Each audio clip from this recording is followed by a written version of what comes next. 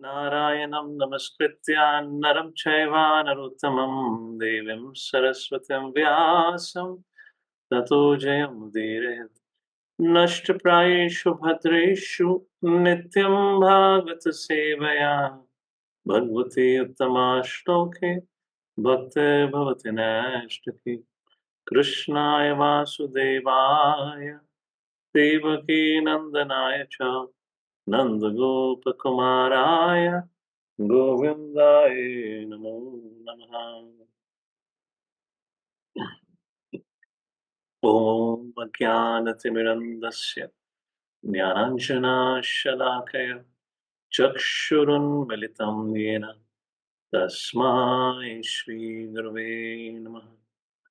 Namo Vishnu Padaya Krishna Prishnaya Bhutale Srimate Bhakti Vedanta Swami Tinamini Namaste Saraswate Devi Gauravani Pracharine Nirvishesh Shunyavadi Vahashatai Deshatarine Namo Mahavadanyaya Krishna Prema Pradayate Krishna Krishna Chaitanya Namane Gautashe Namaha Vanchakalpatarubhyasha कृपा सिन्धुभ्यैव च पतितानां पावनेभ्यो वैष्णवेभ्यो नमो हे कृष्णा करुणा सिन्धु दीनबन्धु जगत्पते Gopesh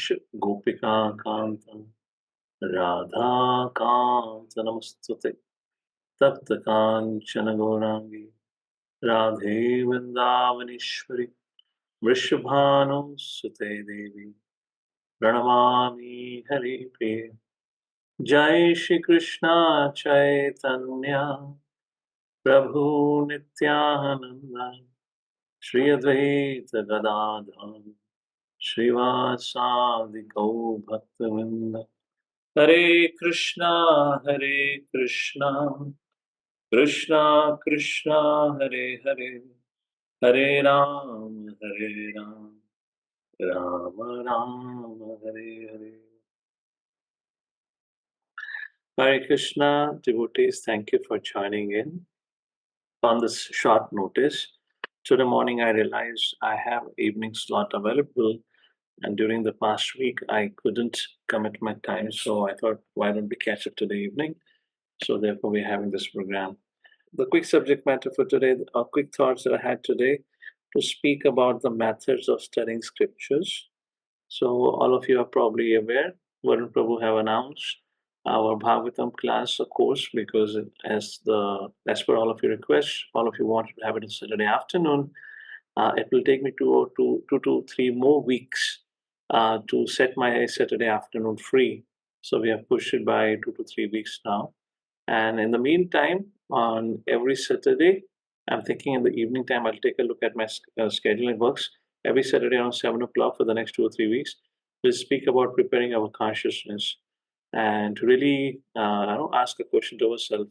Am I really ready for Srimad Bhagavatam? Getting into this, most of you, I see that all of you have completed your Bhakti Shastri.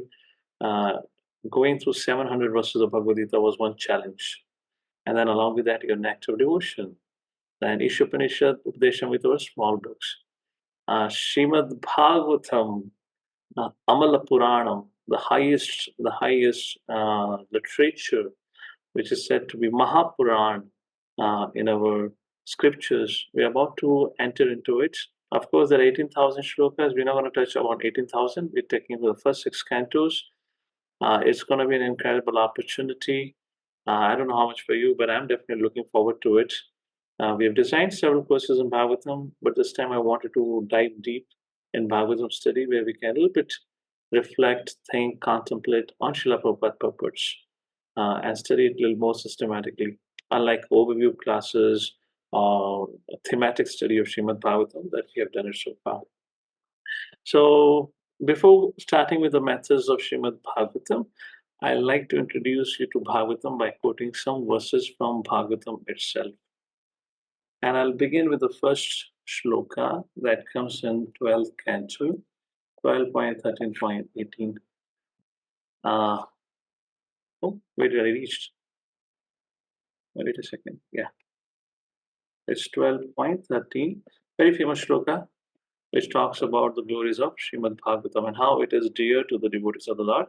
If all of you can see the verse, whatever verse I'm gonna quote, I will show it to all of you on the screen, so all of you can also recite. This is one of the very famous shlokas.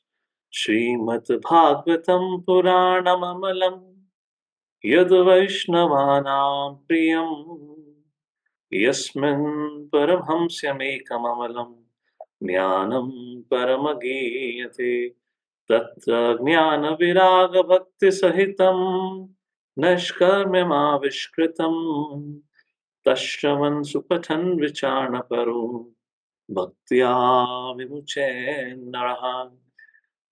So, to begin with, Srimad Bhagavatam Amalam Puranam Yad Vaishnavanam Priyam. This is one of the most dearest subject matter to all the Vaishnavas. Yasmin Parahamsyam Ekam Amalam Jnanam Paramagiyat. Let's take a look at Sanskrit, the translation. The Sanskrit will take time right now. Srimad Bhagavatam is a spotless Purana, Amalam Purana, most dear to Vaishnavana Priyam, because it describes why Priyam. Yasmin Parahamsyam Ekam Amalam Jnanam. So it talks about the pure knowledge, talks about the pure and supreme knowledge of the Parahamsa. And what does this Bhagavatam reveals? This Bhagavatam reveals the means for becoming free from all material work. It talks about Tatra Jnana Viraga Bhakti Sahitam Neshkarmyam.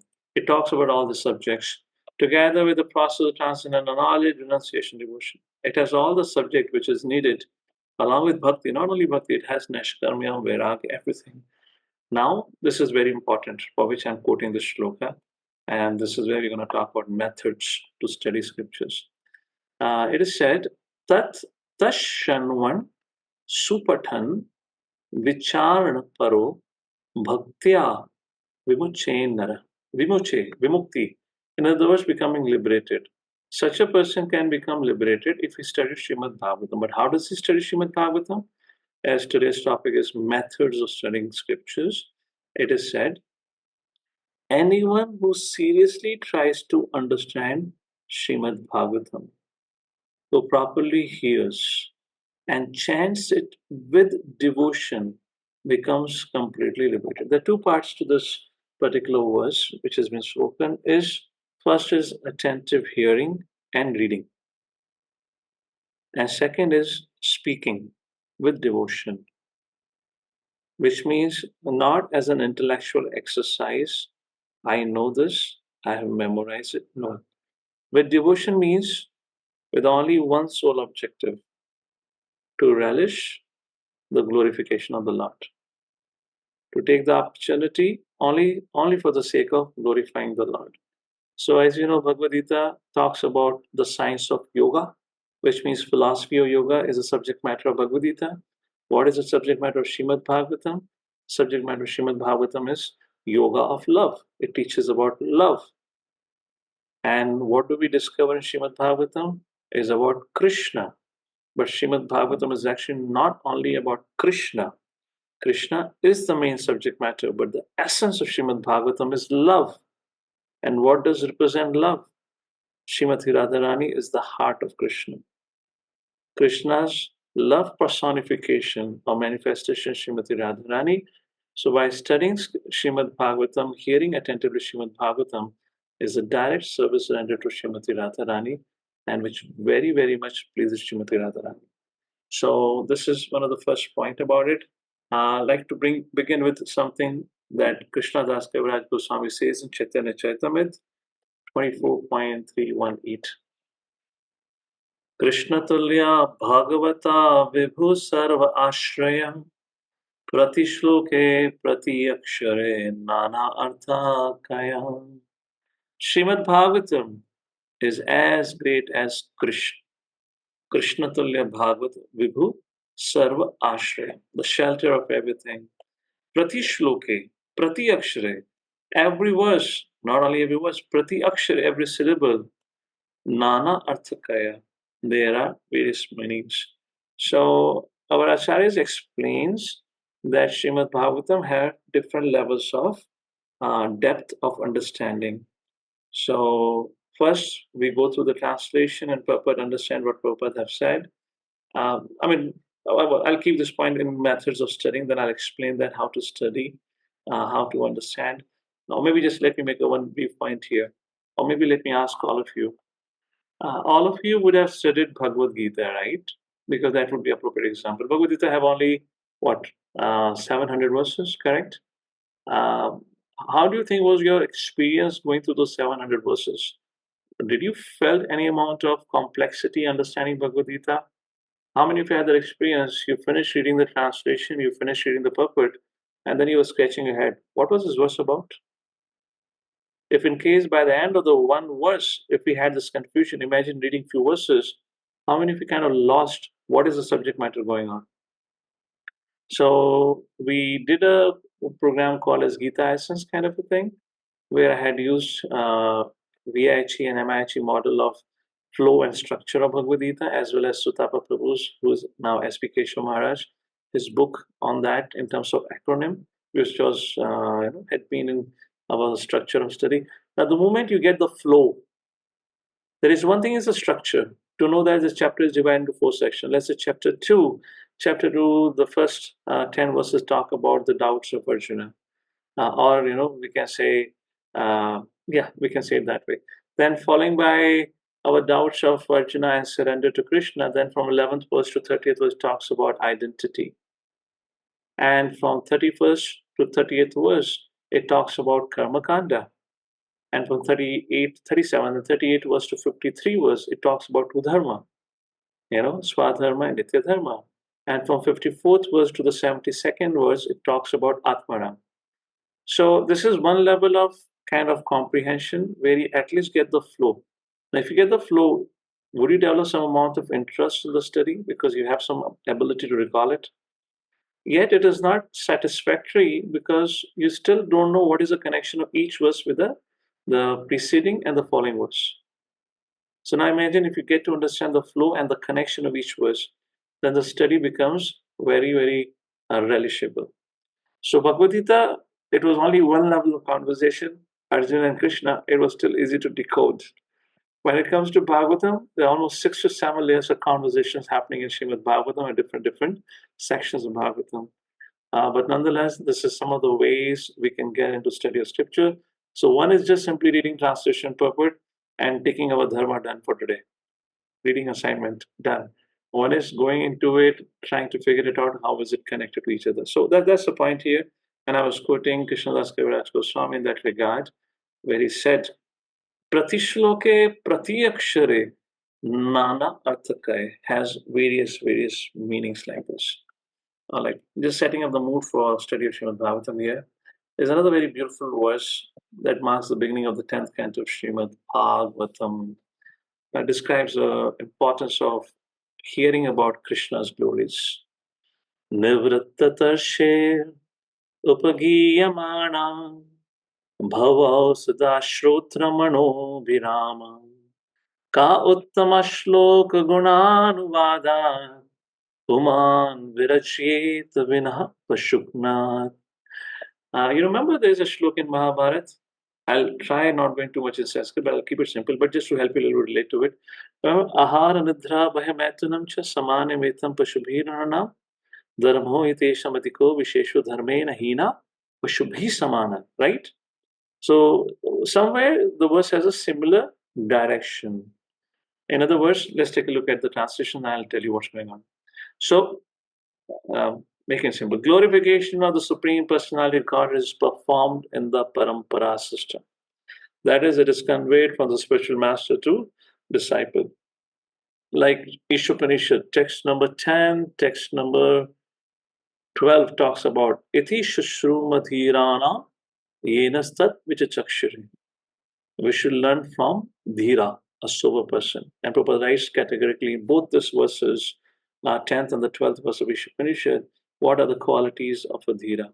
First is bona fide, means is coming in a bona fide parampara. And then sense control, all those qualities. So it's performed in the parampara system. It is conveyed from the special master disciples. Such glorification is relished by those no longer interested in the false, temporary glorification of this cosmic manifestation. Descriptions, first, relished by those. Second, what is the advantage? Descriptions of the Lords are the right medicine for the conditioned soul who is undergoing repeated birth and death. Bhava Aushadhi. Bhavasagar, Aushadhi is medicine. So, what is the treatment for our samsara? That is hearing to the description of the glories of the Lord. That's what Srimad Bhagavatam starts at the end of the first canto. Parishad Maharaj asks Sukadeva Goswami, what is the duty of a dying man? And second canto begins with Sukadeva Goswami replying to Parishad, the duty of a dying man is to hear about Krishna. Like that. And that's the point. Finally, therefore, who will cease hearing such glorification of the Lord except a butcher or one who is killing his own self? So I was quoting that verse of Ahara Nidra by Maithanamcha. It talks about those who do not follow dharma. They are like animals. Similarly, over here said, who will cease hearing the glories of the Lord except one who is the killer of the soul, or butcher, one who is killing his own self. Like that, there are many, many beautiful verses. I'll just quote one more verse which establishes the beauty of Srimad Bhagavatam. And it says, Vedha Puranaha, Veda Purana Kavyam Cha, Prabhur, Ved Puranam Kavya Cha, कहते हैं प्रभुर मित्रम प्रियेवचा. So Veda, they teach like a master. Puranam, they act like a friend. Kavyam, they act like a lover. So कहते हैं वेद पुराण काव्यम च प्रभु मित्रम प्रियवचा. However, bodhayan iti prahus. However, all of this can be experienced Trivrat Bhagavatam Punaha. Bhagavat contains all three set of delivery as Prabhu, as a friend, and as a lover. This is Srimad Bhagavatam. And Srila Prabhupada, when he went to America, he went on the strength of Srimad Bhagavatam. The first book distribution done by Srila Prabhupada was of Srimad Bhagavatam. And I had recently shared one short clipping of His Holiness Tamal Krishna Goswami Maharaj. Prabhupada encouraged big book distribution, not the small book distribution. And of that, Srimad Bhagavatam was the most important.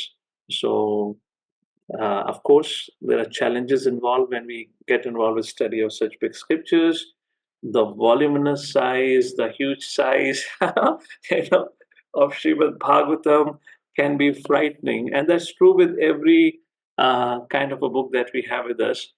Such kind of things really frightens us when you have some big volumes of the big size. I want to speak about Srimad Bhagavatam having multiple volume, you know, uh, um, book or what is it, Purana, Mahapurana, like that.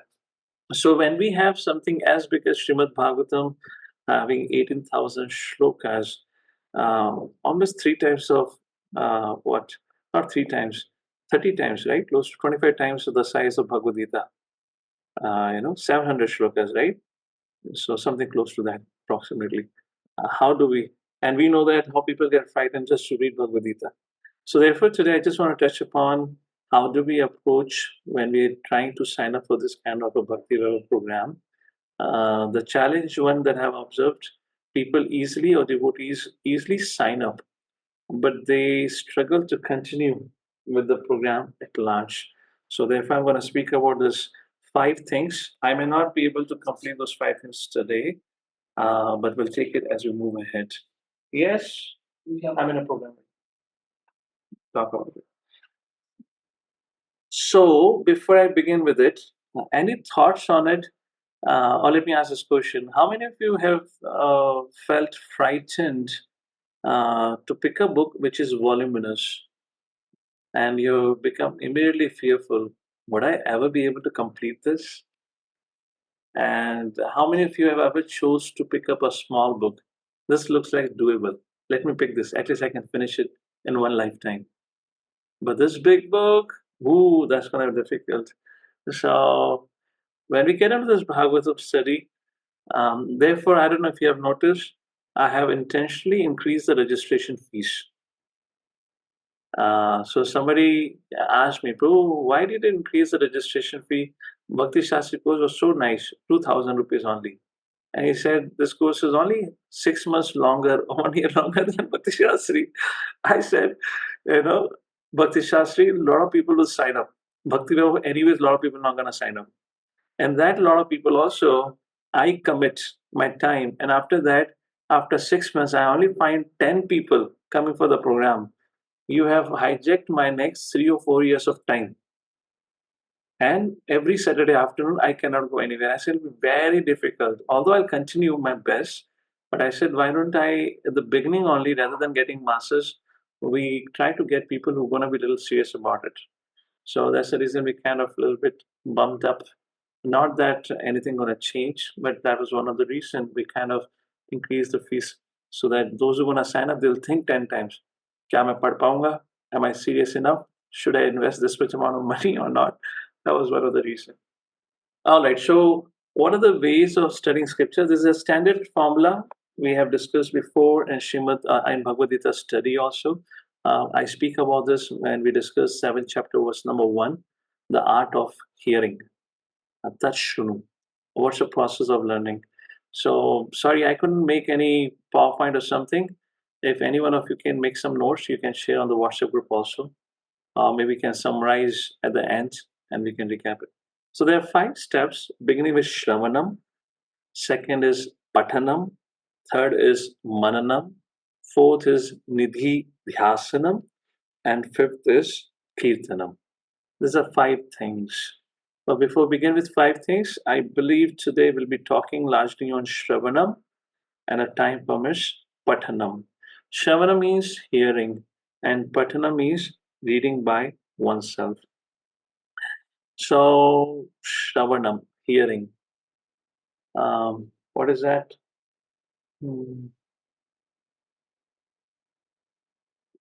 just skipped my head. Anyways, what was I saying? I was speaking about Shravanam.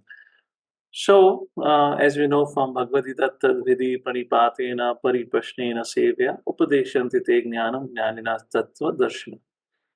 So, the idea of receiving transcendental knowledge, evam parampara praptam, imam raj risheho viduhu.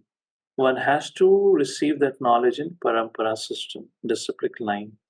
Now, when we talk about receiving the transcendental knowledge, I have come across in my book distribution efforts, but have seen people taking a copy of Bhagavad Gita or any book for that reason, and then if you ask them to come and join for programs, they often would give a reply, what's the need for it?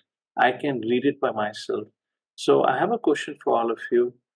Evam parampara praptam. We have received, let's say, a copy of Bhagavad Gita, Srimad Bhagavatam in parampara. It's all about Prabhupada writings.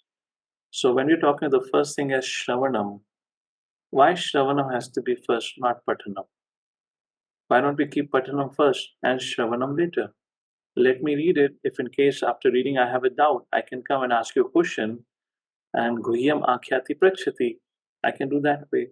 So, any one of you would like to share some thoughts? Uh, why Shravanam has been put as the first step, then Pathanam, then Mananam, then Nididhyasanam, and then Kirtanam? Why not Pathanam first and Shravanam later on? How many of you agree that you graduated in your school and college largely because of Pathanam and not Shravanam? Who would go and hear the teachers in school and college? Eventually, at the end of the day, we'll open the book, study, and then pass the exam. Am I correct in my kind of understanding of this is how modern education functions? Self-sufficient, read by yourself, give the exam, pass the exam. And not only this, this kind of thing comes from Prahlad Maharaj. Shavanam, Kirtanam, Vishnu, Smaranam, Pada Sevanam, Achinam, Vandanam, Dasyam, Sakyam, Atmanivedanam. He also said, he didn't talk about Patanam only. Radha didn't spoke about Patanam only. He said about Shravanam. So, any thoughts on it? So, we have a couple of hands up here. So, okay, we have 3 hands Madhu Prabhu, Mother Shweta, Mother Methavni, and Ravi both come Mother Radhika. All right, let's begin, everyone. Madhu Prabhu, let's begin with you. Let's go in the sequence. One or two lines answer. Yeah. So Prabhuji, actually, we start the reading of all these books, but we have our own interpretations and we have our own understanding, and accordingly we will understand the things. But we don't know what is actually Krishna is saying in that particular thing. So we are not able to get the true meaning of that particular verse if we are not hearing from our guru. Okay. The reading is happening through our own perceptions. Yeah. So it limits our ability to really understand the context. Valid point. Who was the next person I called upon after Madhu Prabhu? Okay, I forgot. Mother Shweta, was it you? Okay, go ahead. Yes, Prabhuji, Hare Krishna. Mhm. Prabhuji, according to the research as well as from the scriptures also, it is told that a person can accumulate whatever he want to learn. So that is 50% done from Shravanam. So by hearing, we will get to know 50%. And by reading, 25%, and 25% by teaching. So Right. in that case, Okay, okay. Shravanam will be the higher position. Yeah, thank you for reminding. I forgot about that statistics. Yeah, that, and in hearing also, the people understand more by seeing things properly. They have some. Yes. How do you present? Okay, okay. So we have some modern scientific facts also. Mother Medhavni. Yes, thank you. Hare Krishna Prabhu, Danat Pranam.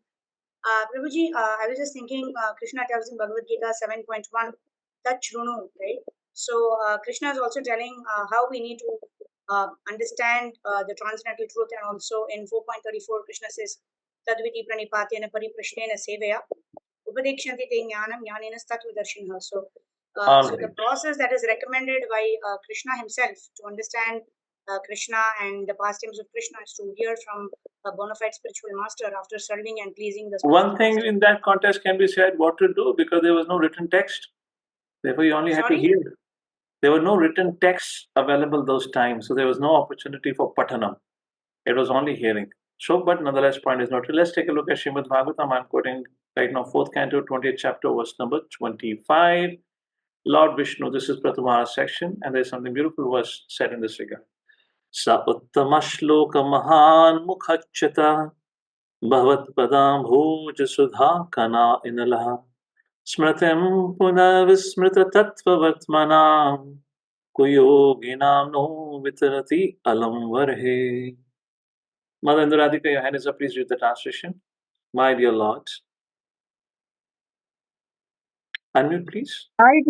Yes, Prabhuji. My dear Lord, you are glorified by the selected verses uttered by great personalities. Such glorification of your lotus feet is just like saffron particles. When the transcendental vibration from the mouths of great devotees carries the aroma of the saffron dust of your lotus feet, the forgetful living entity gradually remembers his eternal relationship with you. Devotees thus gradually come to the right conclusion about the value of life. My dear Lord, I therefore do not need any other benediction but the opportunity to hear from the mouth of your pure devotee. Yeah, very, very important thing. Let's take a look at the purport. Beautiful purport here, first paragraph. So I hope you all noted that when the transcendental vibration from the mouths of great devotee carries the aroma of the saffron dust of your lotus feet, the forgetful living entity gradually remembers his eternal relationship with you. This is the second time the saffron dust has been discussed in Srimad Bhagavatam. Anyways, we'll see that later on. Living entity gradually remembers his eternal relationship with you. All right. So there's something to do with the speech of a pure devotee. And that is the point which highlighted here. The transcendental vibration from the mouth of a great devotee. We'll come to that point in a short while. Let's take a look at the purport. Please go ahead. Madan Radhika, you were reading. Please read the first paragraph. Yes, Prabhupada. It is explained in the previous verse that one has to hear glorification of the Lord from the mouth of a pure devotee. This is further explained here. The transcendental vibration from the mouth of a pure devotee is so powerful that it can revive the living entity's memory of his eternal relationship with the Supreme Personality of Godhead. In our material existence, under the influence of illusory Maya, we have almost forgotten our eternal relationship with the Lord, exactly like a man sleeping very deeply who forgets his duties. In the Vedas, it is said that every one of us is sleeping under the influence of Maya.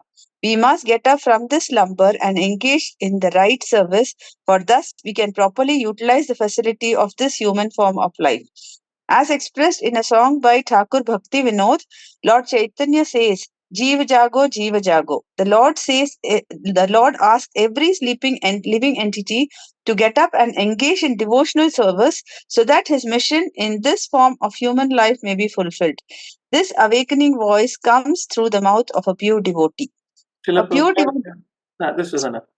Srila Prabhupada in one of his lectures explained how in the five knowledge acquiring senses, hearing is the most prominent, is something which is always active. When you go to sleep, your ears, your sense of touch, all of that is put to rest. How do we wake up in the morning? Not by sense of touch, not by smell, not by taste, not by vision. We wake up by the sound of hearing. And the purpose of this creating the sense, which is active 24/7, is to 24/7 engage in the service of the Lord. So that's the point. Jiva Jago, Jiva Jago. It's just like in the beginning of Bhagavad Gita, Srimad Bhagavatam becomes more delicious. Nigama kalpataro galitam phalam shukha mukha amrita samyutam pibata bhagavatam rasamalayam ahorasika bhuvi. The Srimad Bhagavatam has become more delicious, more relishable, because it has been touched by the mouth of Sukadeva Goswami. Shukha, Prabhupada writes in the purport of this verse, means parrot. And Prabhupada says, why it has been mentioned like this? The foods becomes more delicious when they're touched by the beak of a parrot like that. And then in that only, let me quote this 1.2.5. Yasvanubhavam Akhila Shrutisāramekam. 1.2.5, 1.2.1. 1 second. I forgot the verse number. Let me just see. Oh, why is not going on Veda base? Srimad Bhagavatam, that's better. 1.2.3 maybe? Yeah. So beautiful verse that talks about the same concept we are discussing. Everyone, if you wish, you can recite. Yasvanubhavam Akhila Shrutisāramekam Adhyatmadipam Atiti Satam Tamavandham Samsarinama Karunaya Purana Guhyam Tam Vyasa Sunnum Upayami Gurum Munina. This is glorification of Sukadeva Goswami here. Please somebody read the translation. Varun Prabhu, or okay, go ahead, Varun Prabhu. Yes, so let me offer my respectful obeisances unto him, Sukha, the spiritual master of all sages, the son of Vyasadeva, who out of his great compassion for those gross materialists who struggle to cross over the darkest regions of material existence, spoke this most confidential supplement to the cream of Vedic knowledge after having personally assimilated it by experience. Assimilated by it, experience. And this realization makes the subject matter more delicious, more relishable. Similarly, there is a verse that comes in third canto, I believe is the fifth chapter, which talks about Janasya Krishna. Janasya Krishnad Vimukasya Daivat Adharmashilasya Sudukitasya. What is that? Anugraha charanti nunam bhutani bhavyani janardanasya. And it said, this particular verse talks about the same thing what we're discussing here. Anugraha charanti nunam. By their causeless mercy, what is charanti nunam? The pure devotees of the Lord Charanti, they wander around doing what? Bhutani bhavyani janardanasya, spreading the glories of the Lord. Why spreading the glories of the Lord? Janasya Krishna Vimukasya Daivat. Under the modes of material nature, the common man have turned their face away from Krishna, and they're engaging themselves adharmashilasya su dukhi tasya, and they're engaging themselves in sinful activities. And these sages walk up to them and speak the message and try to wake them up. So Srimad Bhagavatam is not only the subject matter of hearing, we're talking about hearing. Not only what is spoken in Srimad Bhagavatam is so profound, and hearing it proper is profound, even the questions that have been asked in Srimad Bhagavatam has been glorified. None other than Sukadeva Goswami. It says second canto, first chapter, I believe it's the first or the second verse.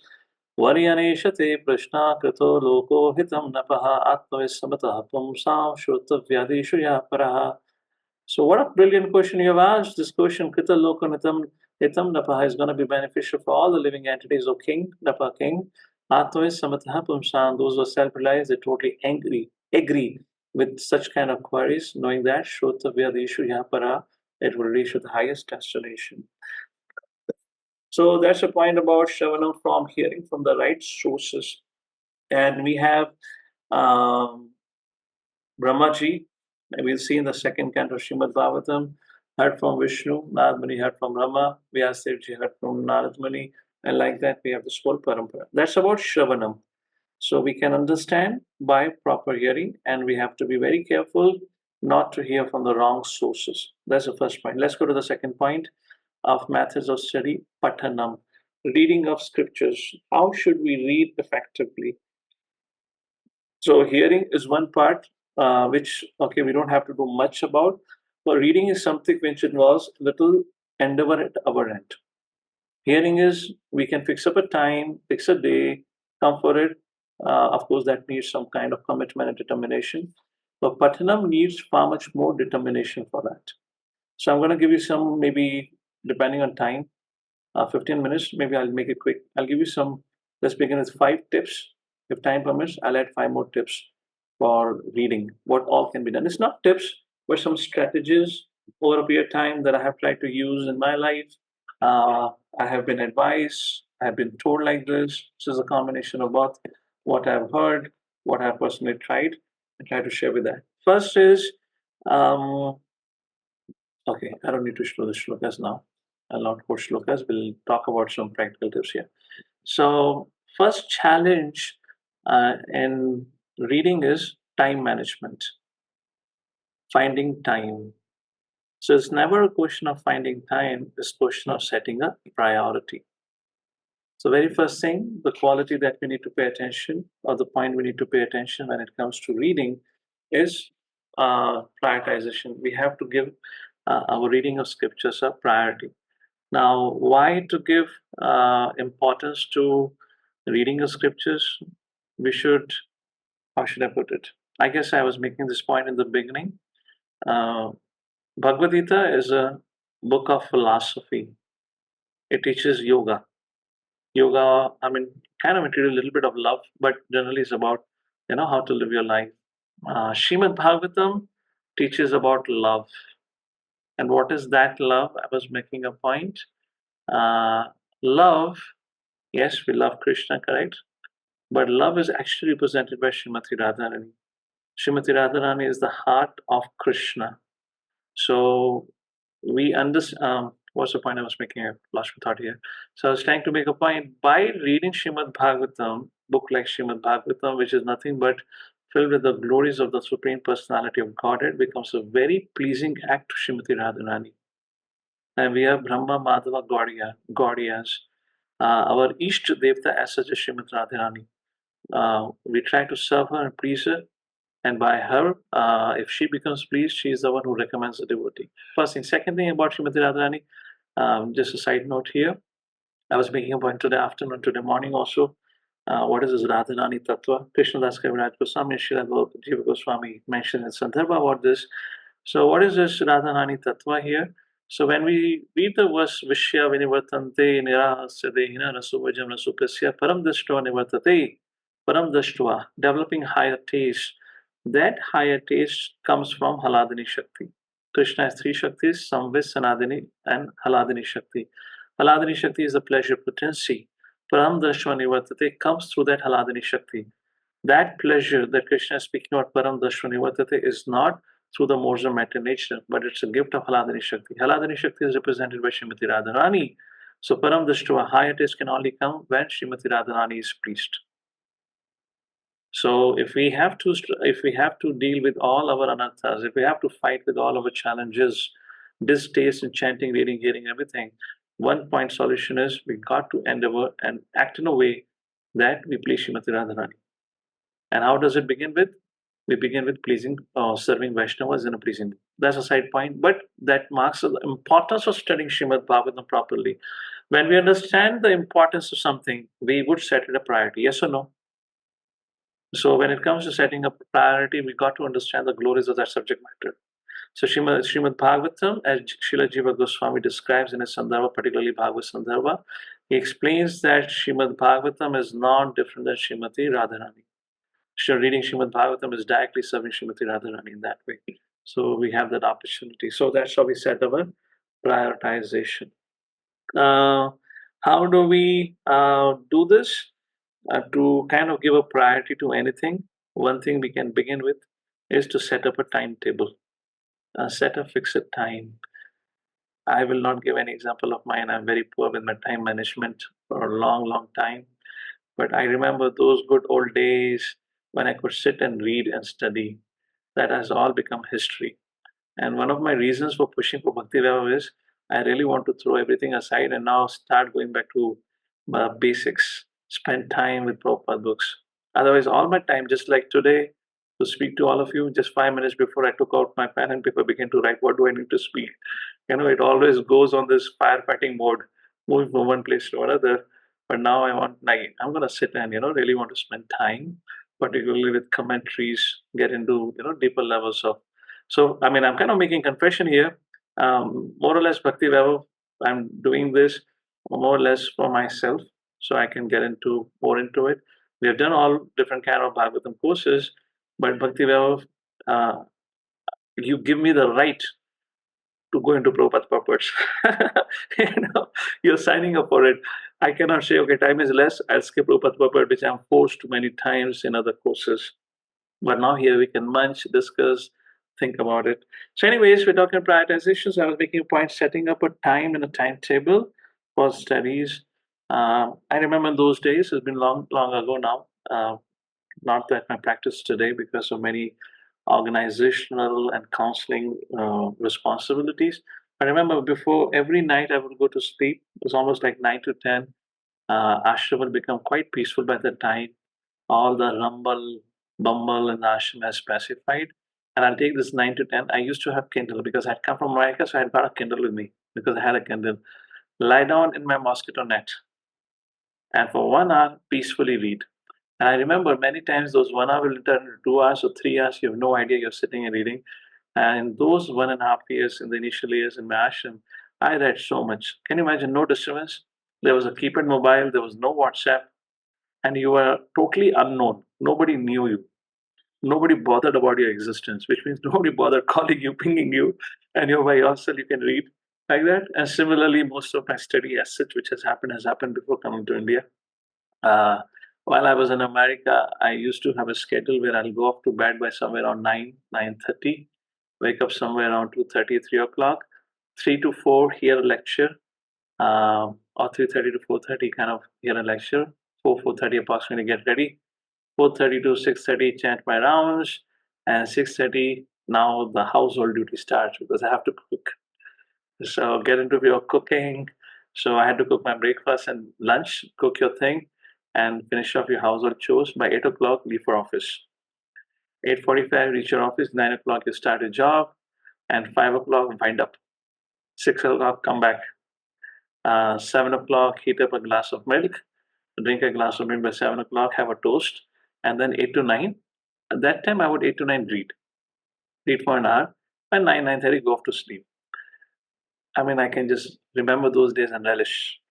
But I'm thinking to change some of my. So point here I'm making, just giving my example. Sorry for that. I have to give my example here.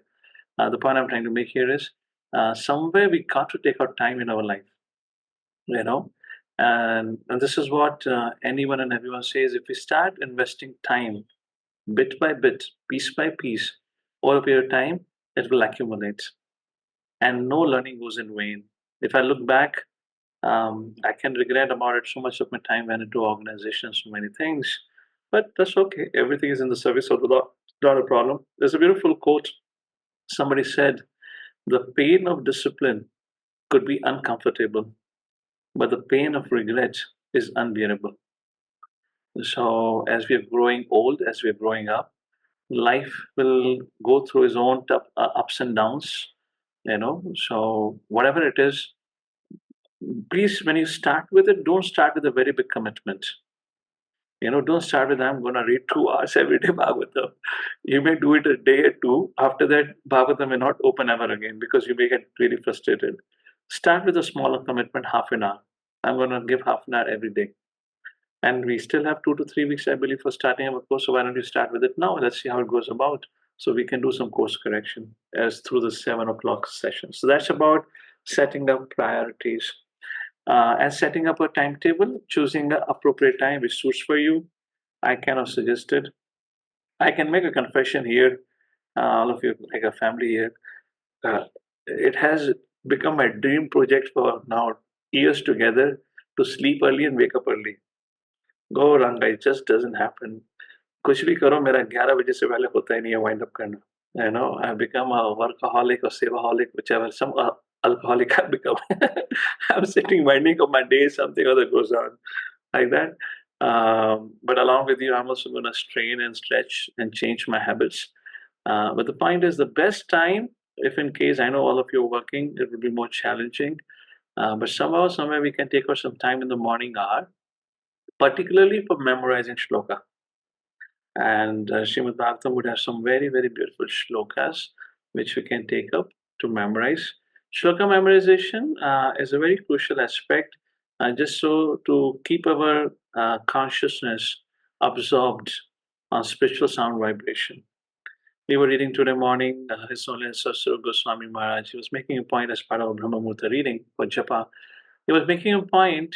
The problem with Krishna consciousness is so simple that we miss it out. And he's making a point, when you sit down to chant, there is nothing intellectually that challenges us. Our body is also not challenged. And because nothing is challenging to us while chanting, we get really spaced out. So even if we chant regularly, but we make it mechanical. But there's a difference with shloka recitation now. Because now when you're memorizing different shlokas have different meanings. And in the beginning, we'll really have to struggle and stutter to really chant and recite properly. That is a very good absorption for those who have little intellectual capacity and like to do some munching to take up this kind of shloka memorization. And if possible, take out some time in the morning hours to study for yourself. So that's about finding a time, prioritization, and along with that, third point, as I already made, fixing up a duration. Start with a little smaller time schedule. You can look back 20 minutes, 30 minutes, don't say 10 minutes, huh? वो 10 minutes वाला dialogue मैं first time वाले programmes में मारता हूँ. तुम लोग को नहीं बोलूंगा 10 मिनट पढ़ो बैठ के. To the initial audience, I say, oh, you just take out 10 minutes. Now you guys have grown up more than 10 minutes. So 30 minutes, तुम्हारा अधिकार है, जन्म सिद्ध अधिकार है, 30 मिनट तो पढ़ना चाहिए. So at least begin with 30 minutes like that. Fine. So that's it. But again, you can still think about what is reasonable for you. This is what I'm saying. Another thing that helps, these are some basic tips. Having your place to study, finding your corner, if in case you can, and create the space. Try to make it of as much as more of goodness. Well, I'll have to get up to show you. In our gift stall, we get this natural air freshener. This is made of a cow dung and other natural herbs. It's very beautiful. So any mode of goodness place should be neat and clean. Have a good fragrance and everything you can think of. Have a soft light, a warm light, whatnot. Create your space where you feel excited and okay. Envis is a gift stall. Yes, Envis is a gift stall. Or else I'll give to you all that fragrance. Okay. What was I saying? Yeah. So when you have that space for yourself, that environment pulls you. That I should sit and study. Have your table where your books are always kept. If you keep the books in the lockers, then locker bhi kabhi dikhai nahi dene wali, book bhi kabhi dikhai nahi dene wali. So always keep it in the visibility. That's the point about it. Next thing, I do this even today. Don't need that much, but I still do it when I'm really caught up with a lot of things around. and it has really worked well. And that one tip which you can market for yourself is मैंने ना एक ही खाई है। Hare Krishna. When you sit down to study, you got to create a distraction-free environment, which means you should be able to study with concentration. And to be able to study with concentration, the tip that I had followed for many, many years is when I sit down to study, I switch off my mobile and I will put a timer, 45 minutes. Now you see according to your capacity to handle it. So if in case I have to do it, I can sit for 2, 3, 45 minutes slot, regular, straightforward. So you see how much your body and mind can handle it, decide it, that time, and fix it and make sure there's no distraction for that point of time. Your mobile phone should be in silent. I would say put it in flight. Even silent would not work. Somewhere, somehow, if your eyes goes to the mobile and it shows some new message, कोई इस सृष्टि की शक्ति नहीं है जो तुम्हें रोक सके उस मोबाइल को उठाने से। चाहे भगवान क्यों ना सामने आके खड़े हो जाएं बांसुरी बजाते हुए, बोलेंगे रुक जा, बोलेंगे आप रुको, पहले मैं वो अटेंड कर लेता हूँ। So you all understand how risky it is, right? So put it in flight mode, just cut it out. So that's the one thing you can do it, switch off your devices. And 45 minutes is on an average a good time because this is what the time our classes used to be. So psychologically it is believed we can keep our concentration up to 45 minutes. And let's say if you got a day or a weekend where you don't have much engagements, study for 45 minutes, get up. Don't stay at your place. Get up and go for chanting one round of Hare Krishna Mahamudra, come back. That's it. Don't just sit there, otherwise you'll not be able to continue for long. That's our concentration. Like this. What else to stay or I've already spoken about identifying the structure and flow of the book. Commentaries will speak later on about it. And I would say probably I'll make this one of the last point is 8 o'clock. By the time is out here for today. One last point, which I would say is the most important point, and I don't know why we fail to follow it. It's our overconfidence, our negligence, our disinterest. I don't know what, probably all of us will need to look into within ourselves why we do so. And that is, we're talking about reading, right? And this holds true for hearing also, this particular point. And that point is making notes. Let me ask this question to all of you and see how many of you agree or disagree with this. You can raise your hands, virtual hand, to say yes or no for this. How many of you have had an experience? Okay, by the way, how many of you have made notes while hearing a class? Can you please raise your hand? I'll just quickly grab some water. I've been speaking all day.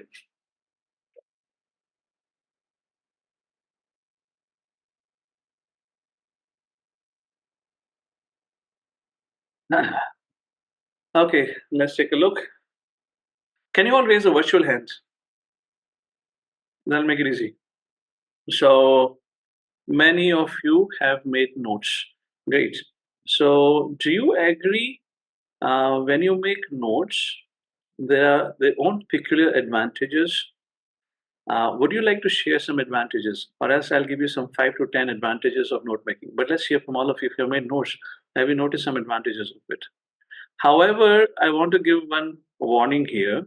I know one of our congregation, devotee, they make such a nice note. The lecture never ends only. This family transcribe everything. And I have to tell them, if don't do like this, if you do like this, you'll not be able to move forward. So when you're making notes, first thing, okay, maybe if you are good at making notes, you can transcribe quickly. If not, the two things, when you really put attention to note making, then you skip hearing attentively.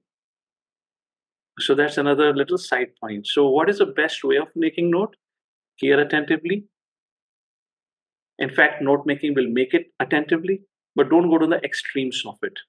Note making or making notes of everything. Don't do that. Hear it. This is called as you will have to spend time to cultivate this habit, and it is just like if you will hear Srila Prabhupada lecture or Prabhupada purport, it has a very set flow and a structure. So next time when you sit down to hear a lecture, you see whoever is speaking, giving a class, would have some flow. Try to capture that flow. For example, what should I say? Let me just talk about his Honor's Radhanath Swami Maharaj Janmashtami lecture, which he gave at Bombay on 26. Maharaj spoke for 2.5 hours, and initial 1 hour or 1.5 hour was about setting up the appearance of Lord Krishna's birth. And after that, he moved into certain pastimes. So let's talk about the first 1.5 hour. What was his last flow? This is just, I'm right now on the flow I'm speaking. I have not thought much, but I'm just giving an example what happened when I was hearing. So Maharaj begins with, when he began with the lecture of Janmashtami, he begins speaking about, crisis, challenges, etc., that, the nature of the material world. And then he made a very profound statement about philosophy of Bhagavad Gita. So Maharaj said, Krishna chose to speak Bhagavad Gita to Arjuna at the battlefield. Why? I had never looked into this way. I would always make a point, Krishna chose Arjuna to speak on the battlefield so that, none of us can give an excuse of time management. And Maharaj said, very beautiful point this time. And it just stuck to my consciousness. Maharaj said, because, no, he said, he gave him the knowledge at the battlefield so that he can apply immediately. Because he was in crisis. You can't just run away. If that knowledge was given in his drawing room or something, like all of us get the knowledge, come peacefully, sit down, hear it. We don't think much about application because we think life is going all smooth. But Arjuna had to apply then and there. And this is what was his main starting point about how do we approach. And then Maharaj spoke about importance of hearing attentively. This, by setting this, then Maharaj went into this whole subject matter of appearance of Krishna. And in appearance of Krishna also Maharaj went into levels. First he spoke about how Krishna appears, or how Krishna can appear in our heart. And to explain how Krishna can appear in our heart, Maharaj began to speak about how Devaki had 6 sons who died, and how Acharya explains what are those 6 sons. All of you know the story of 6 sons.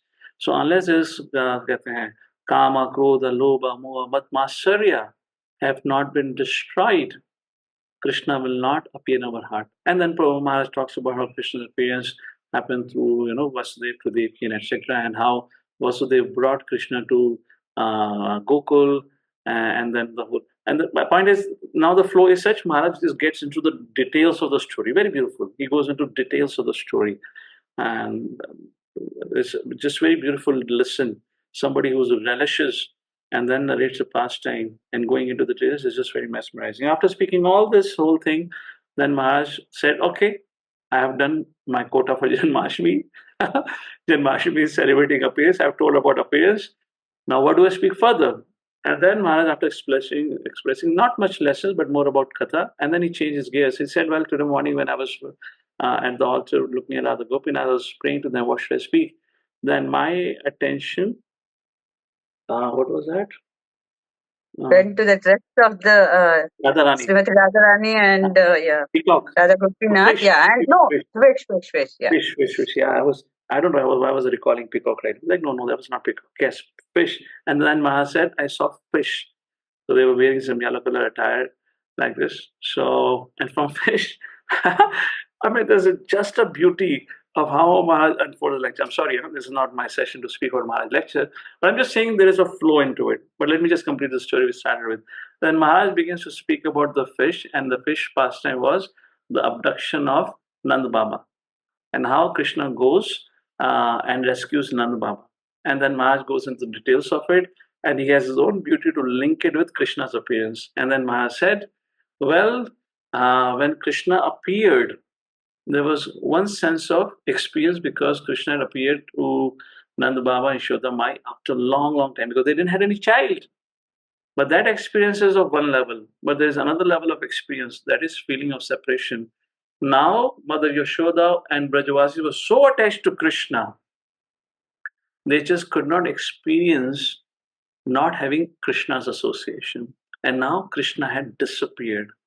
And now Varun Dev releases and allows Krishna, or whatever you want to put it, Krishna and Nanda Baba comes out, And this was the second appearance of Krishna, which was far much more important and joyous event, because the joy of meeting can be experienced only after the pangs of separation.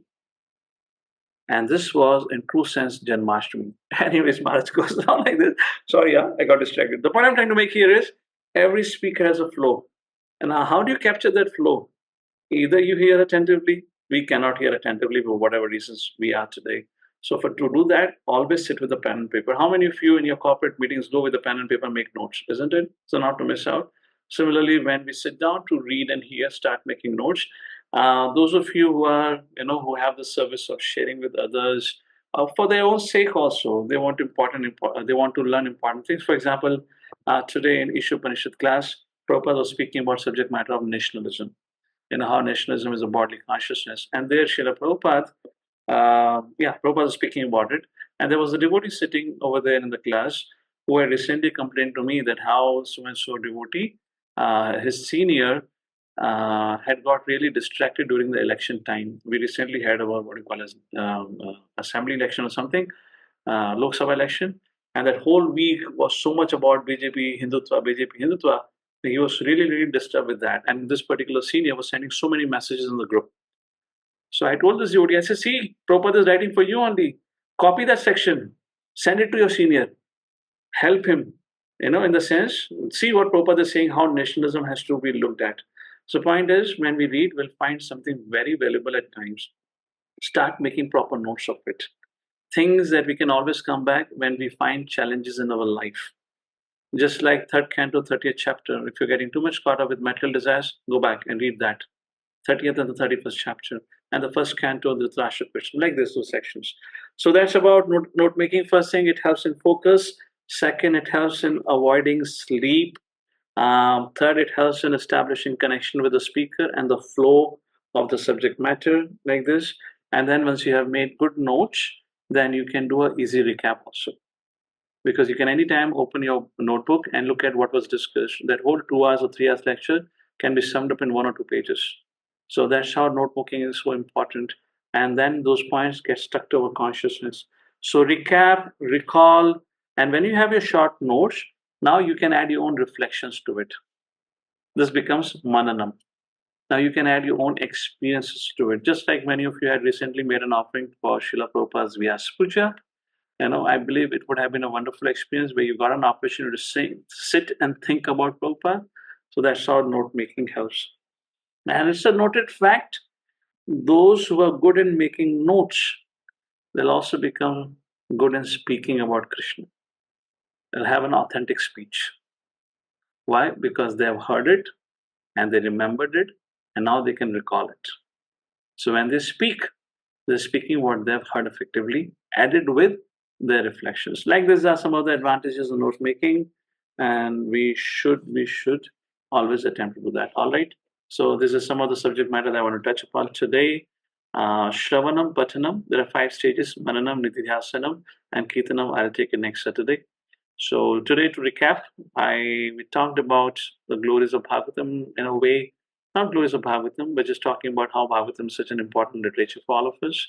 Bhagavatam is still described as glories, and Bhagavatam becomes more glorious when we get to hear from the pure devotees. And it has been spoken by Sukdev Goswami, Yasvanubhavam Akhila Shruti Saram Ekam, those kind of verses we quoted, etc. And then we talked about the methods, Shravanam, Kirtanam, Shravanam and Patanam. So hearing has to be done from authority. We establish it, the importance of hearing we established. Then Patanam, we spoke about around 8 to 9 points.